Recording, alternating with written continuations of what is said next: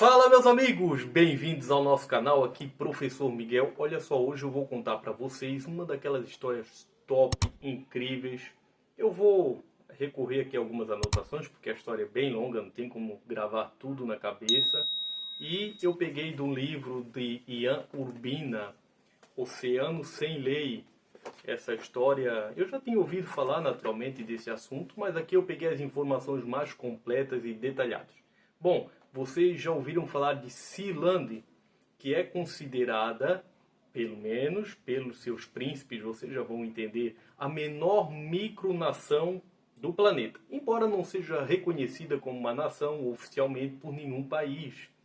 Essa história começou na véspera de Natal de 1966. Durante a Segunda Guerra Mundial, os ingleses construíram várias plataformas no oceano para proteger o seu país das invasões nazistas. Essas estruturas elas consistiam em dois grandes pilares que eram colocados do fundo do mar, ficavam cerca de 20 metros acima do nível do mar, com uma grande plataforma de metal em cima, e ali eles colocavam canhões, ficava uma boa parte ali dos marinheiros, dos soldados, para proteger. Acontece que quando a Segunda Guerra Mundial terminou, essas estruturas tornaram-se obsoletas, caras, e não foi vantajoso para a Inglaterra manter essas estruturas. E várias delas foram destruídas. Na véspera de Natal de 1966, Roy Bates, um major aposentado do exército britânico, entrou mar adentro cerca de 10 quilômetros da costa da Inglaterra, em águas internacionais, escalou essa plataforma com uma corda e um gancho e declarou que a estrutura havia sido tomada por ele. Bom, a princípio ele queria montar uma rádio pirata, uma estação de rádio pirata no local. Mas as coisas foram evoluindo. Esse forte aí, construído no início dos anos 1940, foi um dos 5 fortes que defendiam Tamisa, era chamada de Hughes Tower. O tamanho dessa estrutura equivale a aproximadamente 2 quadras de tênis. Durante o seu apogeu, quando estava em uso, essa estrutura era armada com 2 canhões leves antiaéreos de 40 mm e 2 canhões pesados de 94 mm, que permitia uma mira nos bombardeiros nazistas. Como eu já havia dito, essa estrutura tornou-se obsoleta após a derrota da Alemanha e a estação foi abandonada pela Marinha Real. A princípio, Roy usou a Hughes para sediar uma estação de rádio pirata. Constituído como Principado, Sealand tinha seu próprio passaporte, brasão, bandeira, e o seu lema era "Do mar à liberdade, e mare libertas". O governo britânico tentou tomar várias vezes, tentou expulsar a família Bates lá da plataforma, porém, como ela estava em águas internacionais, não foi possível.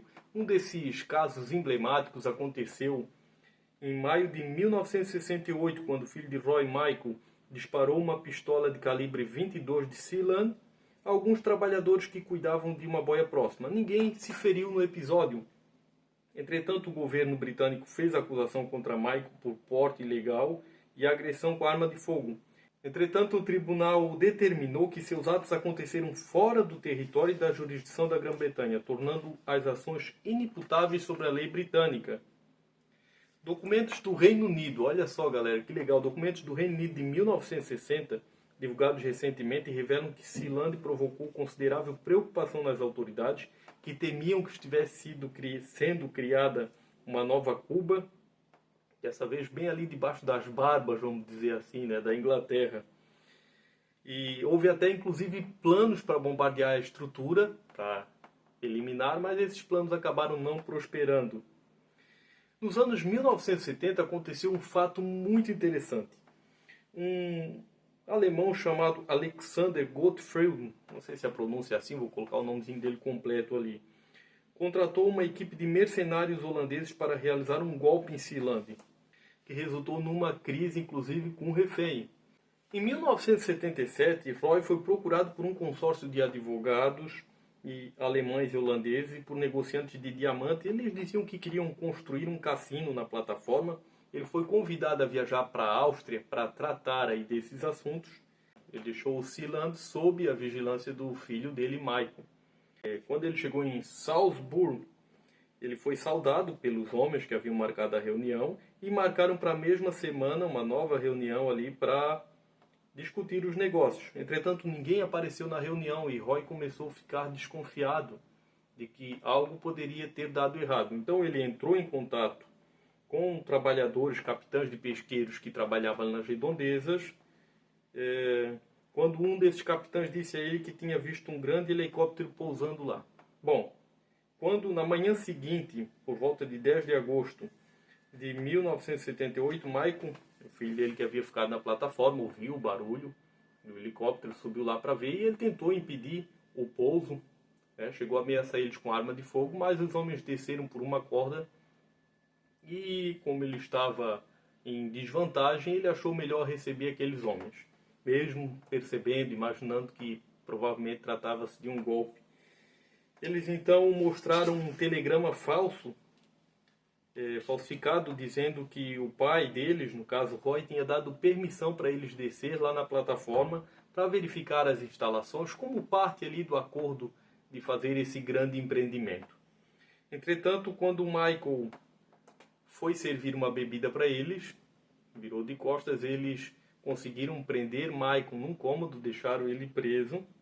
Ele ficou lá por alguns dias. A pessoa que orquestrou esse golpe, o alemão Alexander, inclusive já havia sido, em 1975, designado, olha só, ministro das Relações Exteriores de Sealand. Ocasião em que ele se mudou para a plataforma para ajudar a escrever a Constituição. Constituição essa que ele inclusive encaminhou para 150 países, para as Nações Unidas, e não foi reconhecido a soberania da ilha, da plataforma como um país.